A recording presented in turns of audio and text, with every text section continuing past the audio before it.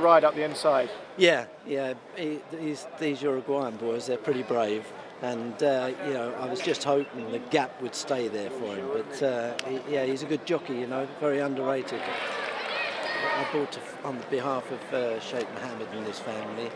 I was telling the boys, actually bought her in an airport lounge.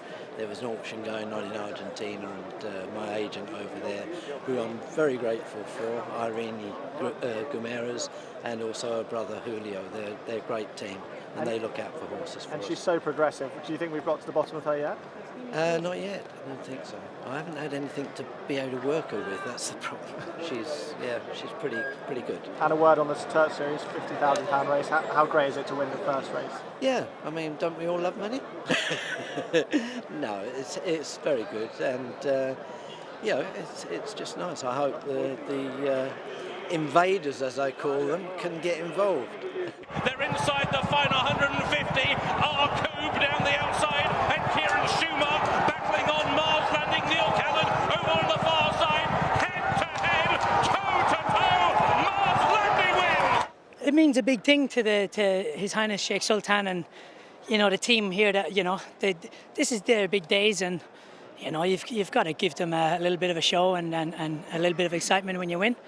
It gives them an extra little boost, and I think it's amazing what they're trying to do here. So you've got to soak up the atmosphere and give them what they want. I knew he was going to fight back because the second horse didn't actually go that far in front of me. He kind of eyeballed me, and I knew my horse was going to pull out a bit more. I'd spoke to a few connections in England about him, because when I first started galloping him, it gave me such a good feel, and I was like, wow, this is like a group horse. And I asked a few questions, and they were like, yeah, it gives you that feel in the morning, and he goes to race day and he just doesn't put it in. But I think he's really settled in here well, and he's enjoying himself, the horse. So I had every confidence that he was going to go forward. Thank you, Alan.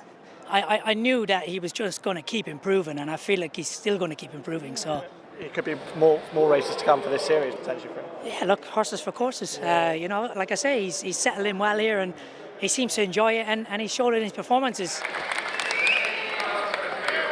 We saw someone was really celebrating up in the stand. I think it was your son. Yeah, my kids are here. They arrived yesterday, and as well, I can get a little bit excited, but all this is for them. I'm happy to have them here, and they give you that extra bit of lift.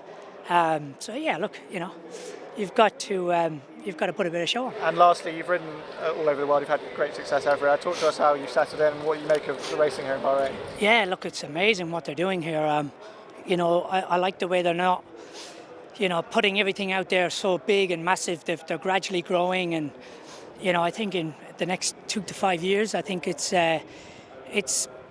going to not be far off something like Dubai. So, they increased the program, put a bit more racing on, better races, better horses are coming, upgrading the races as they're going along.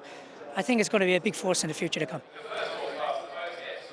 I don't like finishing second, but look, he's run his heart out, and we're thrilled to bits with him. It's a long way to come, and find that he hasn't acclimatised or whatever, but no excuses. Kieran gave him a great ride. There's a race on December the 31st over 9 furlongs, and I think that could be right up his street. We'll try and freshen him up and aim him for that. Thrilled to bits, and I must say that everyone has been so helpful to us. They've made everything so easy, or as easy as possible for us. James has done a very good job, James Bosley, and look, it's been a great experience, and I think we'll be back.